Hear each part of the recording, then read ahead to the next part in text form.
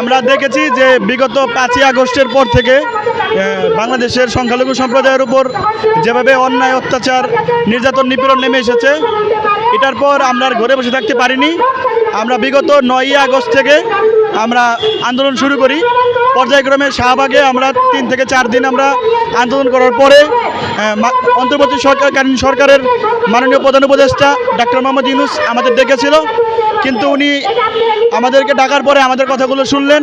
আমাদের যে 8 দফা দাবি আছে, সেই 8 দফা দাবি শোনার পরে উনি নিজেও বলল দাবিগুলো যৌক্তিক এবং এগুলো আমরা মেনে নেওয়ার বিষয়ে পর্যায়ক্রমে সিদ্ধান্ত নেব।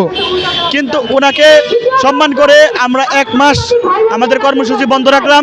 এর মধ্যে বন্যা আসলো, কিন্তু দেখলাম যে বন্যা আসলো বা আরও অনেক কিছু হলো, কিন্তু আমাদের 8 দফা দাবির একটা দফাও মানার বিষয়ে অন্তর্বর্তীকালীন সরকার কোনো পদক্ষেপ নিল না।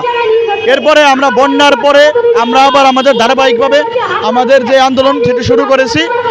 আমরা বিগত 13ই সেপ্টেম্বর আমরা শাহবাগে সমাবেশ করেছি।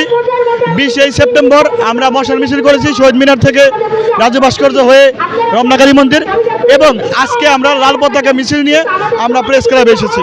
আমাদের উপর হামলা করতেছে একটি গোষ্ঠী যারা চাচ্ছে বাংলাদেশের সাম্প্রদায়িক সম্প্রীতি বিনষ্ট হোক এবং তারা এটা থেকে তারা ফায়দা নিতে পারবে, সেই ধরনের মানুষরাই আমাদের উপরে যে হামলা করতেছে। দেখেছি 5, 6, 7 তারিখে আমাদের যে সাধারণ সনাতনী আছে, বিশেষ করে উত্তরবঙ্গ, তাদের বাড়িঘরে যেভাবে হামলা করেছে সেটা বলার মতো না। তৌহিদি জনতা পরিচয়ে একদল মানুষ আসে, তারা বিভিন্ন স্লোগান দিয়ে এসে বাড়িঘর ভেঙে আগুন ধরিয়ে দিয়ে চলে যায়। আর আমরা দেখেছি যে অনেকের বাড়িতে গিয়ে চাঁদা তোলা হচ্ছে, বলতেছে 5 লাখ টাকা দে, টাকা না দিলে তোকে মেরে ফেলবো। যে টাকা দিতে পারছে না তাকে নির্যাতন নিপীড়ন করা হচ্ছে। আমরা দেখেছি বাগেরহাটে একটা স্কুল শিক্ষক, তার কাছে চাঁদা চাওয়া হয়েছিল, সে চাঁদা দিতে অপারগ থাকায় তাকে পিটিয়ে তাকে মেরে ফেলেছে।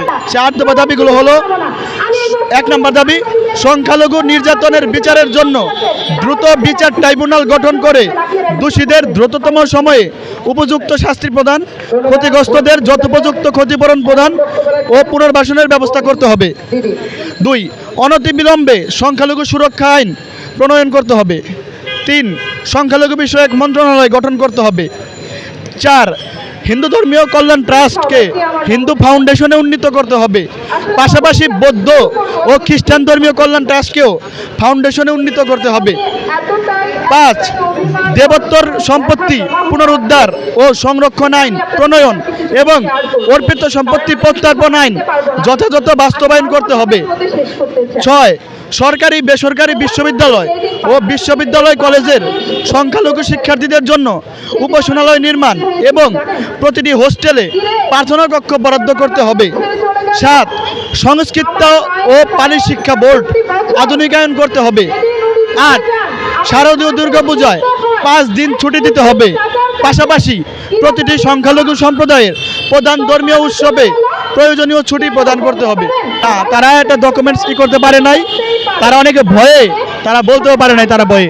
আমরা দেখেছি কয়েকটা মন্দিরে, খুলনার দাকপের কয়েকটা মন্দিরে চিঠি দিয়ে গেছে যে 5 লক্ষ টাকা না দিলে পুজো করতে দিবে না, পুজোর মধ্যে ঝামেলা করবে। সেই চিঠির ডকুমেন্টস আছে আমাদের কাছে, এবং সেই চিঠিটা নিয়ে ইন্ডিপেন্ডেন্ট টেলিভিশন সহ বিভিন্ন টেলিভিশনে নিউজও হয়েছে।